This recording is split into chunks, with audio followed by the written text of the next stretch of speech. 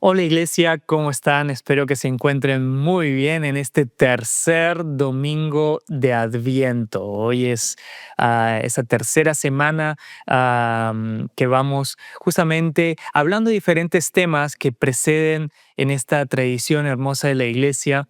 Que recuerden, bueno, Adviento significa venida, por eso recordamos de que Jesús vino y que Él regresará nuevamente. Esa fue su promesa. Si Él fue fiel para cumplir la primera vez cuando vino, sabemos de que Él es fiel para cumplir la segunda vez cuando va a regresar. Así que justamente aprovechamos estas fechas para recordar ese mismo suceso, que es lo que cierra el mensaje del Evangelio. Como ustedes habrán podido ver, o verán en las diferentes publicaciones que vamos a estar sacando en el día de hoy, van a ver de que está la tercera vela prendida. La tradición dice de que se arma una corona, la cual tiene 4 velas y se va prendiendo una cada semana, y la idea es que en casa se pueda conversar de diferentes temáticas. La primera de la cual estuvimos hablando de la primera semana es la de la esperanza.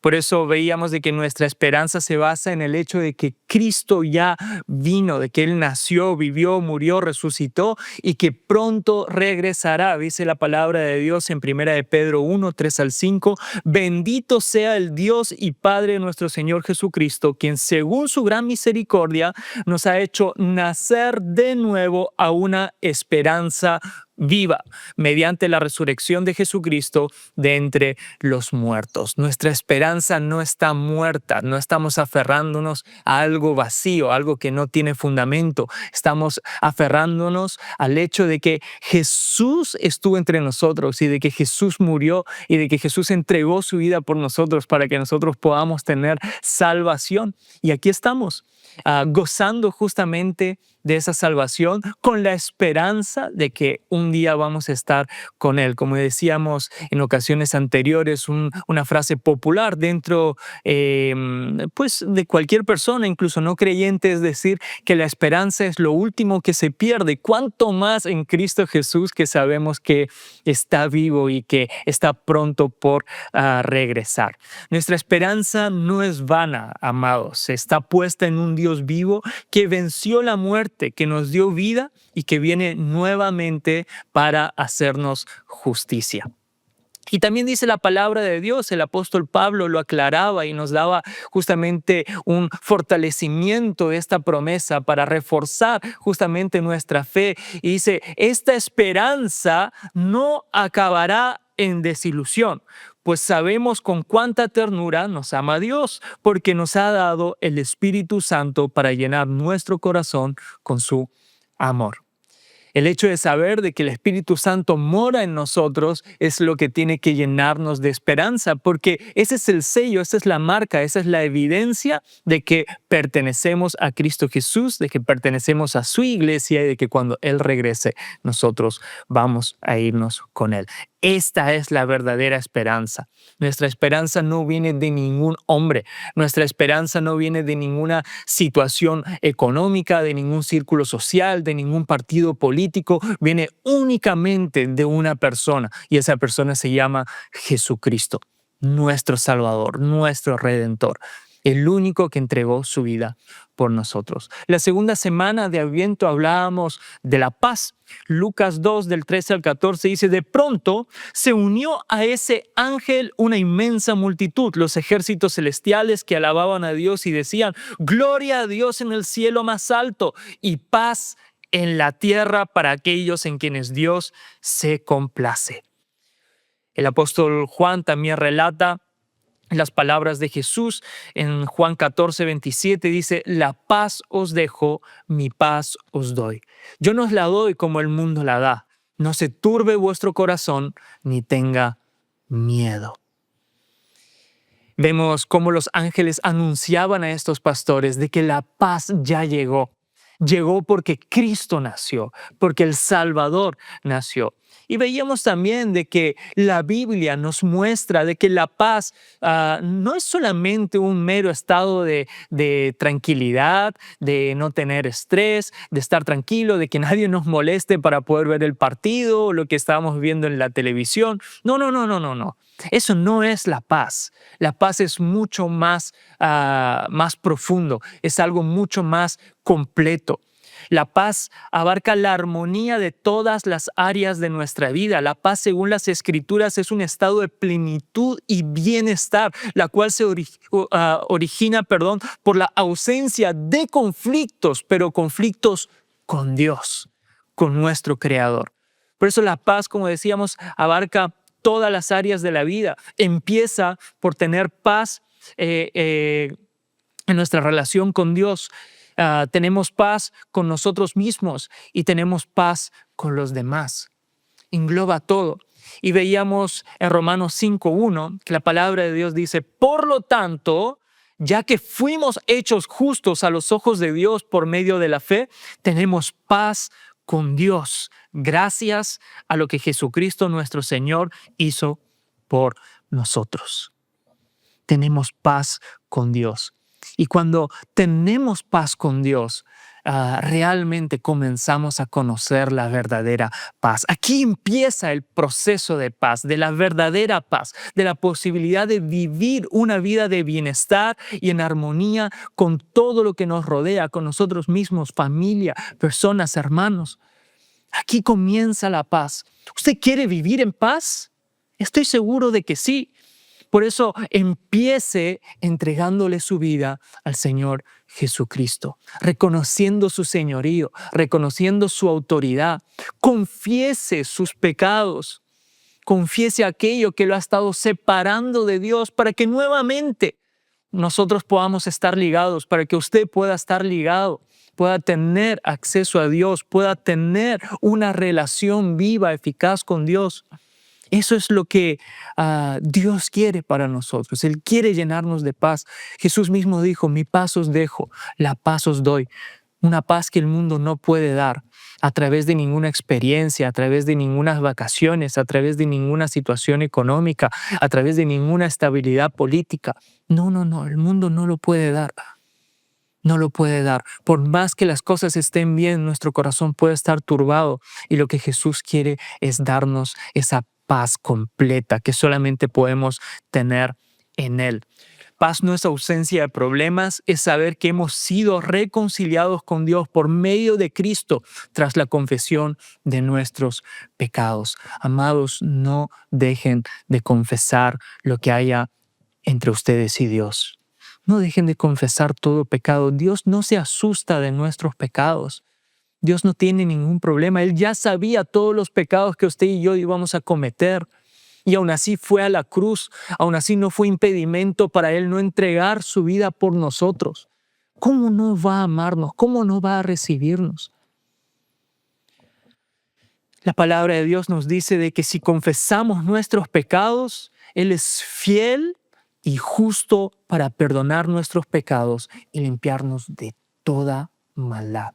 No de algunas cositas, no de algunos pecados así superficiales, de algunas mentiras que dijimos, algunos engaños que cometimos, algunas cosas pequeñas que llegamos a robar. No, no, no, no, no. De toda maldad, ausencia de nada. Yo no sé qué es lo peor que has podido hacer en tu vida. No sé qué tan profunda haya podido ser la manifestación de esa miseria humana que muchas veces podemos manifestar y cómo ha sido en tu vida. Pero créeme, Dios quiere perdonarte. Dios está listo para perdonarte porque quiere que vivas en paz. Y vivir en paz es vivir con Él, vivir entendiendo de que Él es la paz. La confesión en Cristo no es para condenación, es para absolución, amados. Muchas veces tememos a confesar porque obviamente estamos acostumbrados a que el mundo funcione justamente para reconocer algo que hemos cometido. Normalmente cuando un delincuente es atrapado, obviamente se le pide la confesión de sus actos y si él confiesa, pues se le atribuye obviamente ciertos beneficios, por tanto el castigo va a ser menor. Sin embargo, con Dios no hay castigo por nuestra confesión. Por eso decía, confesión en Cristo no es condenación, es absolución. Así es como funciona el reino de los cielos, funciona de una forma diferente al reino de este mundo, al reino terrenal. Por eso entendamos de que nuestro Padre no nos va a echar fuera, más bien nos va a recibir. Como dice aquí, si confesamos nuestros pecados, Él es fiel y justo para perdonarnos. Amado, no tengas, por favor, ningún reparo en contarle a Dios, en confesarle, en arrepentirte de eso incorrecto que dijiste, de eso incorrecto que pensaste, de ese deseo lujurioso que tuviste, de eso que hiciste y sabes que no está bien, o aquello que debiste haber hecho y no hiciste sabiendo que era lo correcto y omitiste hacer la voluntad de Dios. No dejes de confesarle a Dios tus pecados, no dejes de hacerlo. En el momento en el que dejes de hacerlo, el enemigo habrá tomado ventaja en nuestras vidas y no podemos darle lugar al diablo, como decía el apóstol Pablo. La realidad es que pecamos continuamente, amados, y tristemente vamos a seguir pecando. Dios nos permita que cada vez en menor medida, conforme Dios siga haciendo su obra en nosotros, conforme el Espíritu Santo siga moldeándonos, pero vamos a seguir pecando. Por eso, si confesamos nuestro pecado, Él es fiel y justo para perdonarnos. Hoy estamos en la tercera semana de Adviento, por tanto, hoy vamos a hablar del tercer tema. El tercer tema es el gozo, así como lo describe la palabra de Dios. Obviamente la palabra gozo tiene muchos sinónimos. El más fácil de reconocer pues es alegría, es justamente regocijo, ¿no? Que también aparece en la Biblia. Pero quiero que podamos profundizar más en lo que dice la palabra de Dios con respecto al gozo. Por eso, para empezar, y pensando en alegría, así como aparece en pantalla, si yo le pregunto, ¿por cuánto tiempo creen ustedes de que pueden mantener una sonrisa en su rostro? Pues no lo sé. Yo cuando sonrío un rato, cuando me toca interactuar con personas, justamente venimos en el mes de octubre con Pastor Guillermo de una conferencia en Estados Unidos, donde obviamente había mucha gente conocida, entonces constantemente veíamos a esta persona, la otra, la siguiente, saludábamos a esta persona, la otra, y de repente siento que me empiezan a doler aquí esta parte de la cara, mis cachetes.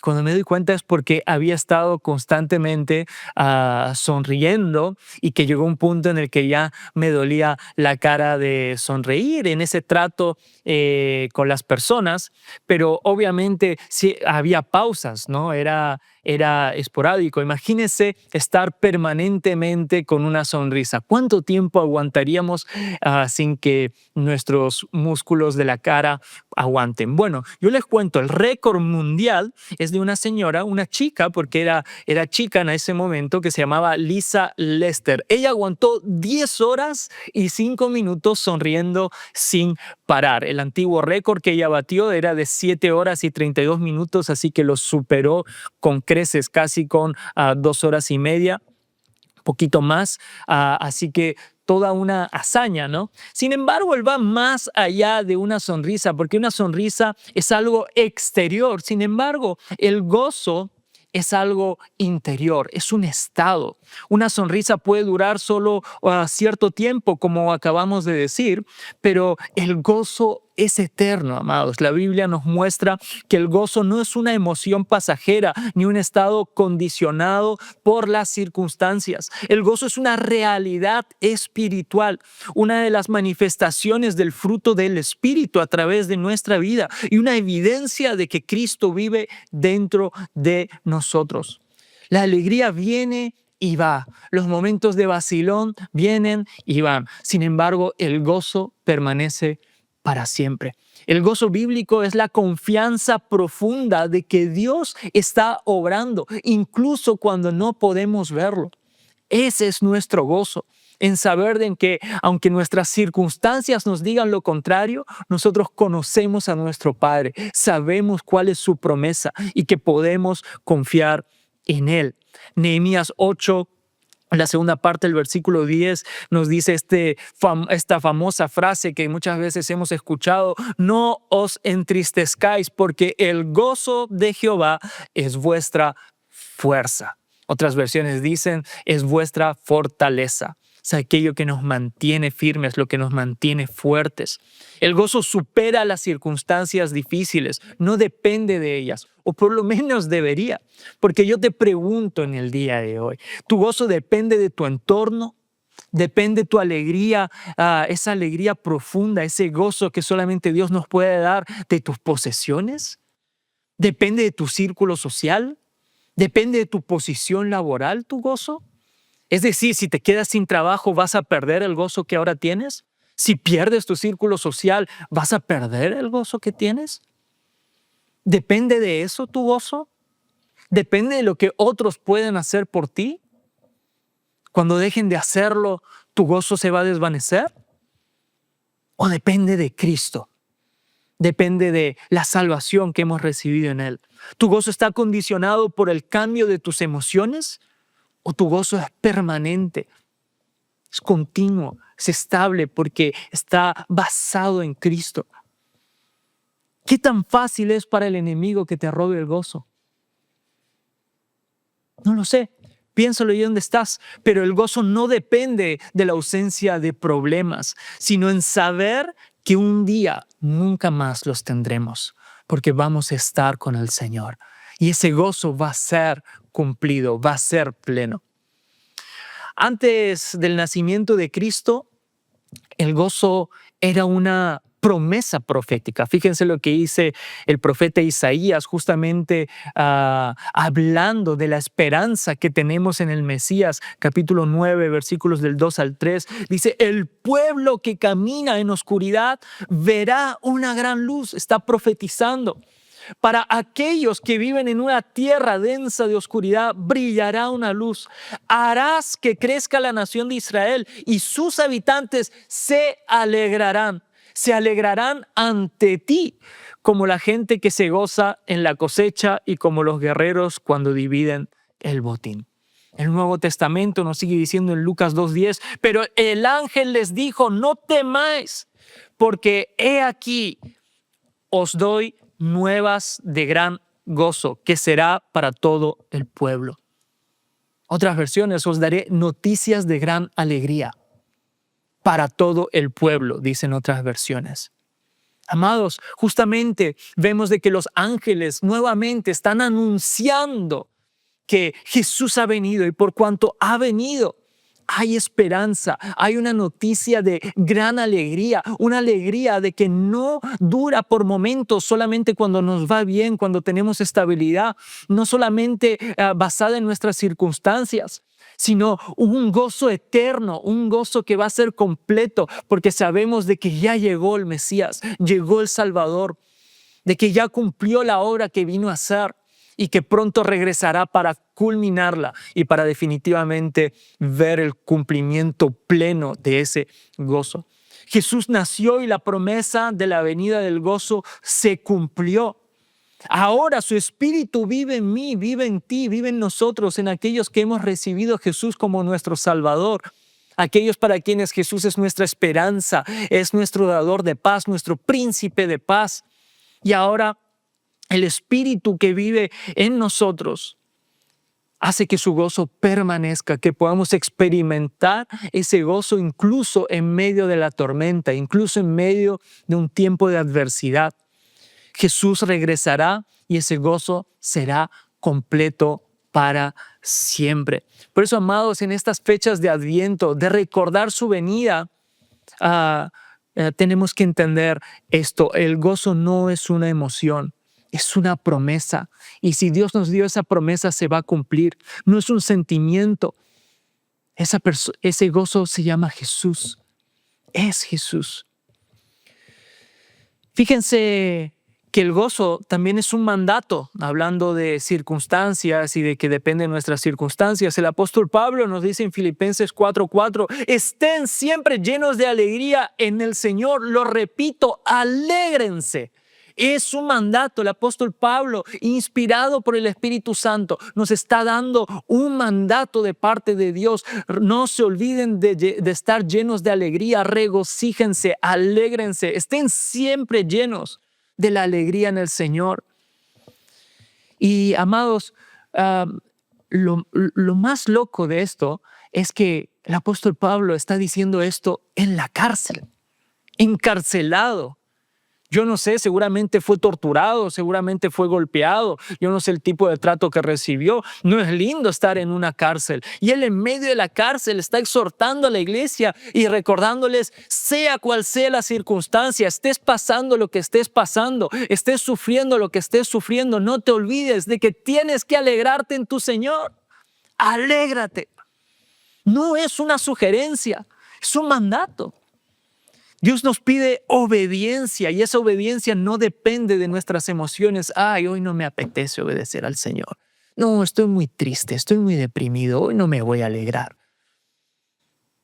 Obviamente no se trata siempre de ir con una sonrisa en la cara, siempre va a haber momentos difíciles, siempre vamos a tener desafíos para poder tener esa sonrisa. Pero viendo la propuesta bíblica, tenemos que esforzarnos en mostrar ese gozo que tenemos, porque el gozo que tenemos es la evidencia de que Cristo está en nosotros. Es una evidencia para el no creyente, es una evidencia para aquel que vive en constante sufrimiento, en constante tiniebla, en constante desesperación. Necesitamos mostrar ese gozo. ¿Por qué Pablo pudo darnos esta orden? Porque el gozo no viene de cómo te sientes o dónde te encuentras, sino de saber quién es tu Señor. De eso depende. Y Pablo sabía muy bien quién era su Señor. Amado, no necesitas sentir gozo para obedecer a Dios, pero sí cuando obedeces, el gozo te sigue. El gozo te sigue. La obediencia nos lleva a la fidelidad y la fidelidad y el gozo están estrechamente relacionados. Fíjense la famosa parábola, vemos a Jesús cuando contó la parábola del siervo fiel. ¿Qué era lo que el Señor le decía a sus siervos? Pues fíjense, y su Señor le dijo, bien, buen siervo y fiel. Sobre poco has sido fiel, sobre mucho te pondré. Y esta es la parte que muchas veces olvidamos porque nos basamos en la recompensa que podemos experimentar aquí en la tierra. Sin embargo, dice, entra en el gozo de tu Señor. Esta es la mayor recompensa de nuestra fidelidad. El pasar al gozo de nuestro Señor, en estar en plenitud con Él. Esto es algo glorioso, amados, porque este texto, esta parábola que tantas veces hemos escuchado, nos revela que la fidelidad abre la puerta al gozo y que el gozo es nuestra recompensa por nuestra fidelidad. Y esto es hermoso.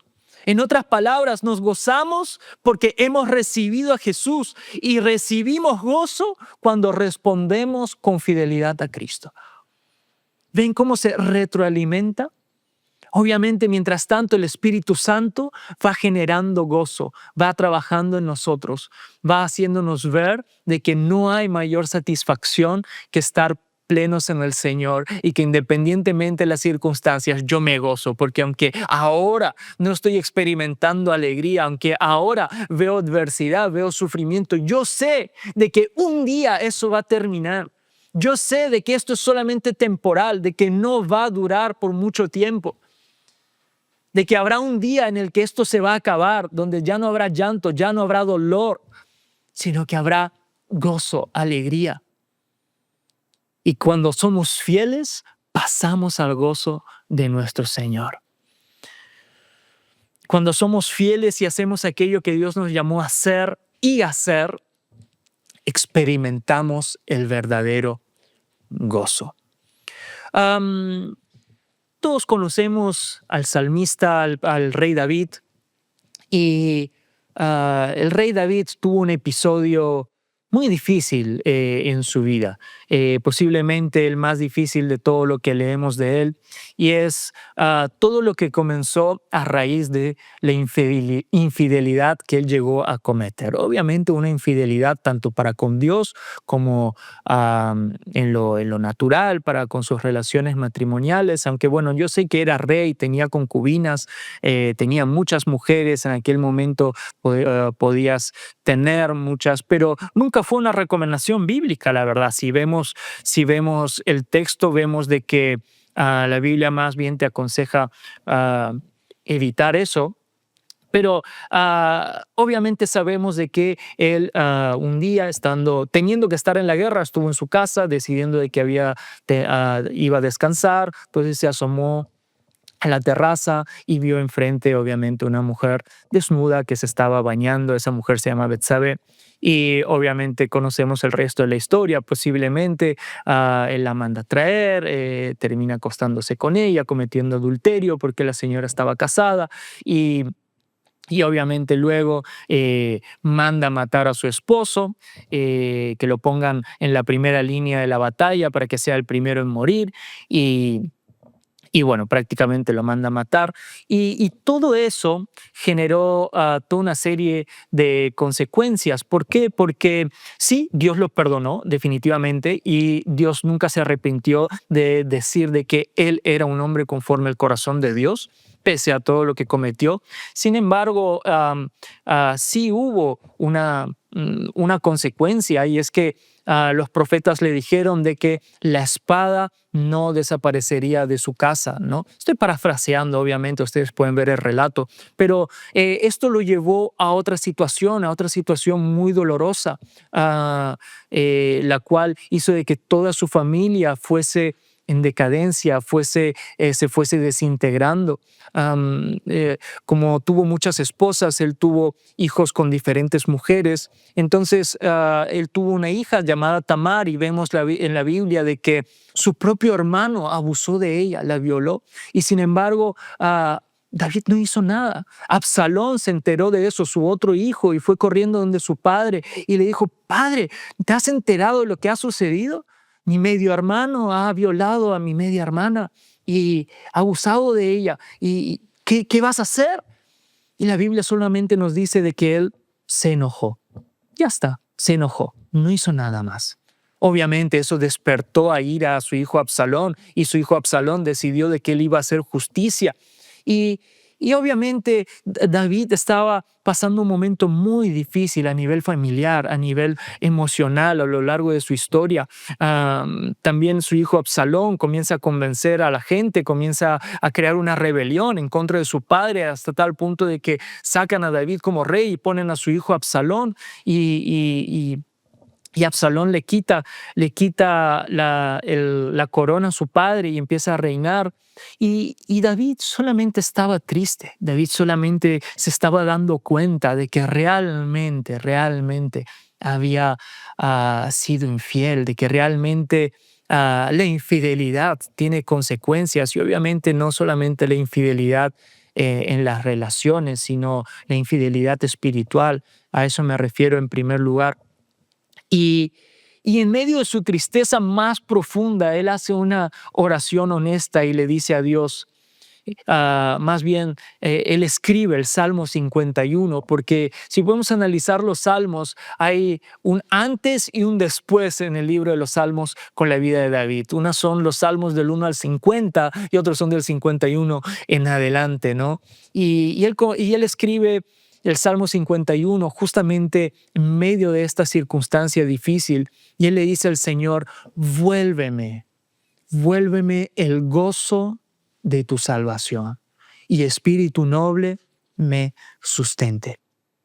Vuélveme el gozo de tu salvación. Amados, ¿por qué esto es importante? Y ya estamos concluyendo con esto. Porque el gozo se puede perder. Sí, el Espíritu Santo va a estar en nosotros, pero cuando nosotros no vivimos de forma fiel a Dios, cuando nosotros pecamos, cuando nosotros decidimos apartarnos del Señor, el gozo se desvanece. ya no nos gozamos de lo que Dios hizo por nosotros. Ya no nos alegramos del hecho de saber de que hemos sido salvos por Él. David no le pidió recuperar su trono, David no le pidió recuperar su reputación, no le pidió tener éxito nuevamente en lo militar o en su reinado. Ni siquiera pidió por la restauración de su familia, porque incluso ver la restauración de su familia no se comparaba al gozo de su salvación. Ni siquiera eso se compara al gozo de nuestra salvación. Él pidió eso. Dios, vuélveme el gozo de tu salvación. Amados, la persona más triste, más congojada, más abatida que puede haber en el mundo no es una persona que nunca conoció a Dios. Es una persona que lo conoció, que experimentó su gozo y dejó de experimentarlo porque luego lo perdió. Eso es lo más triste. Eso es lo más profundo. Porque cuando pierdes el gozo de tu salvación, pierdes la pasión. Y cuando pierdes la pasión, terminas olvidándote de tu propósito. Terminas olvidándote de quién tú eres en Dios, de lo que Dios tiene para ti, de la vida que Dios quiere darte, de la vida que Dios diseñó para que vivas. El peor ataque del enemigo no es quitarte las cosas, es robarte el gozo. David sabía que cuando se pierde el gozo de la salvación, básicamente es como perderlo todo, porque si había alguien que conocía el gozo del Señor, que conocía el gozo de su salvación, que se deleitaba en su Señor, ese era David. Amado, yo no sé cómo estás hoy, pero yo quiero decirte algo que dijo nuestro Señor Jesucristo. Su palabra dice en Juan 16:22, también vosotros ahora tenéis tristeza, pero os volveré a ver. Os volveré a ver. Y se gozará vuestro corazón, y nadie os quitará vuestro gozo. Nadie os quitará vuestro gozo. Pues, amados, en este tiempo de Adviento, recordamos que el gozo llegó. Está en nosotros. Podemos experimentarlo. Y cuando ese gozo venga, cuando esa persona llamada Jesús regrese, experimentaremos ese gozo para siempre. Por eso hoy Jesús quiere que vuelvas al gozo que un día tuviste, ese primer amor, al gozo cuando lo conociste por primera vez. Devolverte el gozo de tu salvación. Devolverte el gozo que nada ni nadie debería quitarte. Un gozo que permanece aún en medio de las circunstancias. Es el gozo que Dios quiere que experimentemos. Por eso en Adviento no solo recordamos que Cristo vino, sino que Cristo viene otra vez. Y que por ende nuestro gozo será totalmente completo.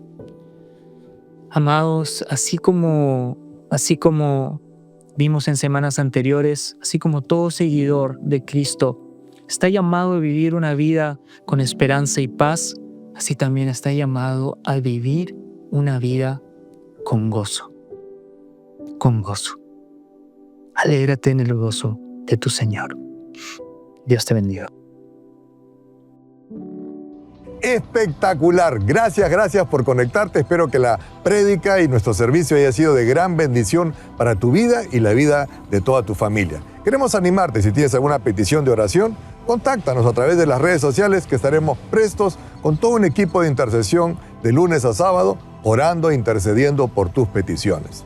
Asimismo, también queremos animarte que te suscribas al canal de YouTube de la Casa del Padre, donde te estaremos presentando los diferentes programas y las diferentes transmisiones que tenemos aquí en casa. Así que, una vez más, que Dios te bendiga y nos vemos hasta la próxima.